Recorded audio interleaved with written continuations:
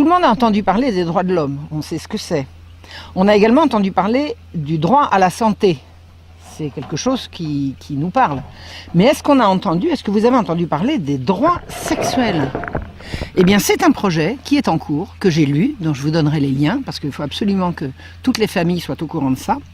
C'est un projet qui s'apprête à mettre la loi au service du sexe. Ah, les droits sexuels. La source que j'ai trouvée est du Planning Familial International, l'IPPF. Mais ce sont des documents qui circulent avec le tampon de l'Organisation des Nations Unies. Voilà. Alors de quoi s'agit-il? Qu'est-ce que c'est le droit sexuel? Eh bien, c'est le droit de connaître et de jouir d'une sexualité indépendante de la reproduction et d'une reproduction indépendante de la sexualité. Et ça va être un droit. Ça va relever du droit, donc de la loi.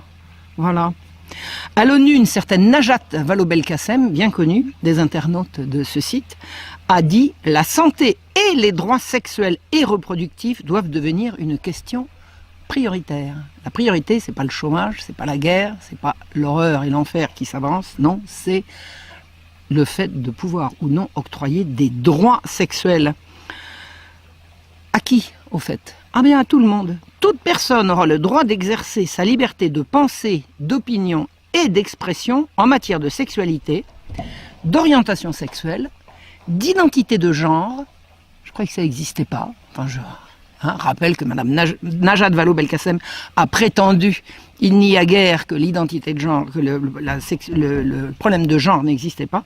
Mais la théorie du genre n'existe pas. Et de droits sexuels sans intrusion arbitraire ni limitation. Les droits sexuels sans limitation. Ça veut dire que l'interdit religieux va devoir être combattu. L'ordre public et la moralité publique devront donc être combattus puisqu'il ne faut plus qu'il y ait de limitation ni d'intrusion arbitraire. Donc il va être interdit d'interdire. Ça rappelle vaguement un certain programme de mai 68.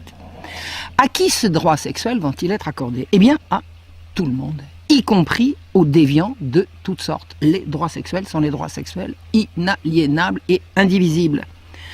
Les acheteurs d'enfants sur Internet seront bien évidemment, feront partie de ceux qui pourront faire valoir leurs droits sexuels.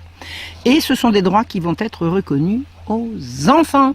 Et oui, le droit d'exercer le contrôle sur ce qui touche à sa sexualité, de choisir, là je fais une citation, de choisir ses partenaires sexuels, de rechercher à atteindre son plein potentiel et plaisir sexuel, et ce dans un contexte non discriminatoire et en tenant pleinement compte des droits d'autrui et des capacités évolutives de l'enfant. Ça veut dire quoi? Ça veut dire qu'on va accorder des droits sexuels aux enfants en fonction de leur capacité évolutive. Eh bien écoutez, quel est l'âge à partir duquel on va pouvoir considérer que les enfants ont des droits sexuels? La réponse est venue de la bouche de Ban Ki-moon soi-même, qui le 30 mars 2012 à l'ONU a fait savoir que ce sera 10 ans.